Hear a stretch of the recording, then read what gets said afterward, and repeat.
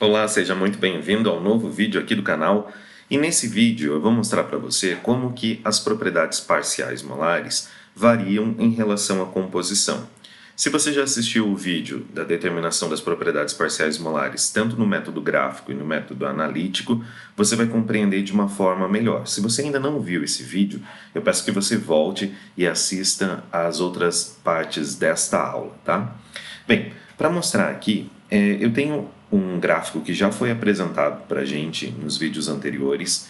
Esse gráfico apresenta a propriedade parcial molar tanto da água quanto do etanol em uma mistura. Tá?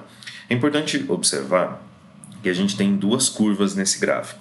Uma curva referente ao etanol e outra curva referente à água. Também é importante observar que no eixo X, então aqui, a gente tem a fração molar do etanol na mistura, que vai de uma composição 0 até uma composição 1. E observe também que as escalas dos gráficos, de ambos os lados do gráfico, são diferentes.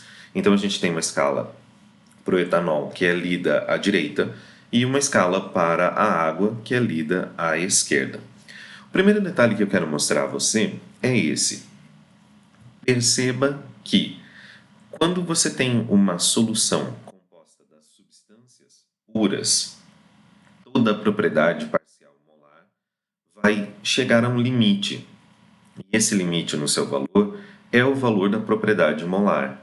Então observe o que eu coloquei aqui, ó. Toda a propriedade parcial molar, como está escrito aqui em cima, ela é a propriedade molar quando eu estou falando da substância pura.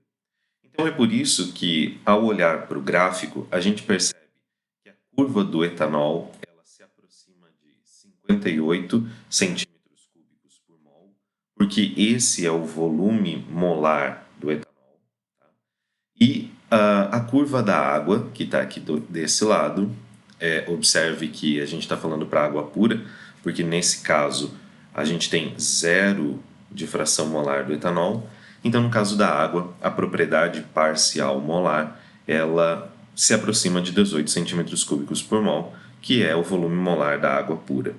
Agora observe, quando a gente parte desses 58 e a gente vai modificando, agora eu estou vindo para esse lado, a quantidade de etanol da minha mistura, nesse caso, quando eu vou diminuindo a quantidade de etanol, perceba que eu não posso mais falar da propriedade molar, eu não posso mais falar só do volume molar. As interações fazem parte desta mistura e aí a propriedade que eu preciso utilizar é a propriedade parcial molar.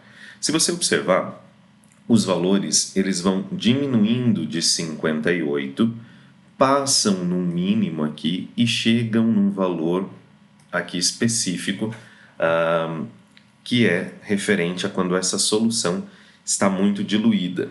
Quando a gente observa esse fenômeno, a gente pode perceber que a variação da propriedade parcial molar ela vai tanto do volume molar, que é 58, e ela reduz a um valor específico.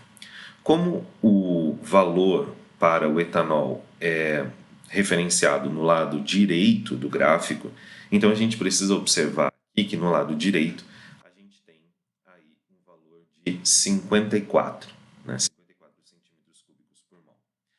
Esse número é um número que a gente referencia como uma propriedade parcial molar à infinita diluição. Se você olhar aqui na sua tela, veja que esse número ele é referenciado com um sobrescrito do infinito para indicar a infinita diluição. Aí você deve estar se perguntando, mas professor, o que é infinita diluição? Infinita diluição é quando a gente tem muito pouco daquela substância na mistura. Então a gente tem um trisquinho dessa substância na minha mistura. Por isso, a fração molar dessa espécie está tendendo a 0.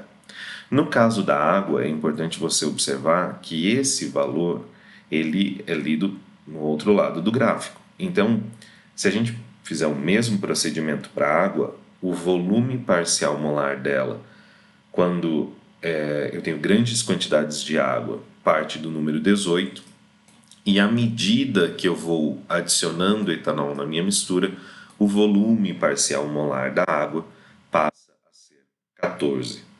Então, esses dois extremos são muito importantes para o entendimento das propriedades parciais molares.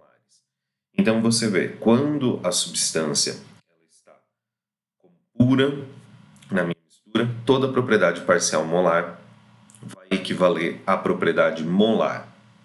Quando essa substância ela está a infinita diluição, quando eu tenho só um pouquinho dessa substância na minha mistura, a propriedade parcial molar vai equivaler a um valor. E esse valor é um valor de referência que a gente chama valor da propriedade parcial molar à infinita diluição. Bem, eu vou continuar minha explicação agora mostrando para você esse efeito em um gráfico de uma propriedade molar em função da fração molar de um dos compostos. Nesse caso aqui, eu tenho um simulador que é disponibilizado pelo Wolfram, e se você quiser baixar esse simulador e também essa animação, eu vou deixar nos comentários desse vídeo. Ele também está disponível no Moodle da disciplina, basta você procurar a pasta chamada Simuladores, Simulador Wolfram, você vai encontrar essa simulação disponível para você baixar também pelo Moodle. Perceba que aqui eu tenho no eixo Y a entalpia molar da mistura. Então é o valor do H minúsculo que refere-se à mistura composta pelas substâncias A e B. Perceba também que no eixo X eu tenho a fração molar, que vai de 0 a 1.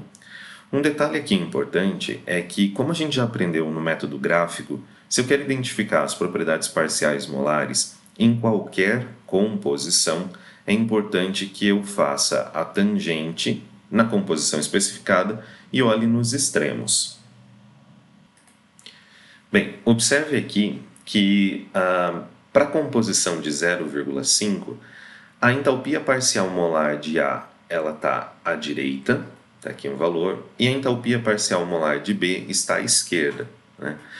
Agora perceba o detalhe que eu vou fazer quando eu modificar a composição dessa mistura. Então, por exemplo, quando essa mistura passar a ser 0,6 de composição, veja que a tangente também é colocada em outro lugar. E, por conseguinte, os valores das entalpias parciais molares de A e de B também mudam, né? À medida que eu vou adicionando essa tangente cada vez mais próxima do composto A puro, perceba que o valor da entalpia parcial molar de A chega ao valor da própria entalpia molar da espécie A pura. Então, quando eu faço essa tangente, ou a derivada dessa curva, na composição de 1, tanto a entalpia parcial molar de A quanto o Hzinho da espécie A são iguais, né? Agora, veja o que acontece olhando novamente para o lado direito desse gráfico, quando essa composição de A vai sendo diminuída. À medida que eu vou diminuindo, eu estou fazendo a derivada lá no oposto, do outro lado, na composição de 0. E aí você percebe que aqui em cima a entalpia parcial molar de A é um valor totalmente diferente do que a da substância pura. Então agora ela atingiu um valor máximo que ela poderia ter para essa substância. Isso aqui a gente chama de entalpia parcial molar à infinita diluição. Ou seja, se você observar no gráfico, eu estou na composição de 0, ou seja, praticamente eu não tenho nada da espécie A nessa mistura, e aí eu consigo ver que a tangente resulta em um valor de entalpia lá em cima, quase próximo a 100 kJ por mol. Tá? Um outro efeito que é bastante legal de se perceber nesse gráfico é a equação de Gibbs-Durren. Então, quando você vai modificando a entalpia, a concentração da espécie A na mistura, você vai verificando que enquanto a entalpia parcial molar de A diminui, a entalpia parcial molar de B ela aumenta como se fosse uma espécie de gangorra. É isso que a gente viu que a equação de Gibbs-Durren diz. Não tem como uma propriedade parcial molar aumentar em relação à concentração e a outra se manter constante. Então, elas precisam se equilibrar. Enquanto uma aumenta, ou seja, quando a derivada dela é positiva, a outra vai ter uma derivada negativa. Vamos observar esse efeito à medida que a gente vai modificando essa composição. Veja que a ideia de gangorra ela é presente nesse simulador, tá? E um outro efeito aqui bastante legal é que isso é válido para qualquer formato de curva. Então, eu tenho essa curva em azul, que é a entalpia molar da mistura, mas se ela tivesse outro formato, como por exemplo esse aqui, eu também observaria o mesmo efeito. Deixa eu modificar aqui a composição. Veja que os valores da entalpia parcial molar de A chegam, nesse caso, à composição de 1, e se eu retornar aqui, chega à composição de 0, trazendo a entalpia parcial molar de A à infinita diluição.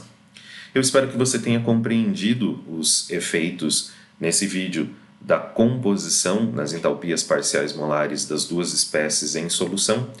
Baixe o software do Wolfram, o simulador, que vai te ajudar muito a compreender melhor o efeito nas propriedades parciais molares. E se você tiver ainda com alguma dúvida, não deixa de comentar aqui, que eu terei o maior prazer em responder a sua dúvida. Se você gostou desse vídeo, deixe o seu joinha e a gente se vê numa próxima oportunidade. Muito obrigado!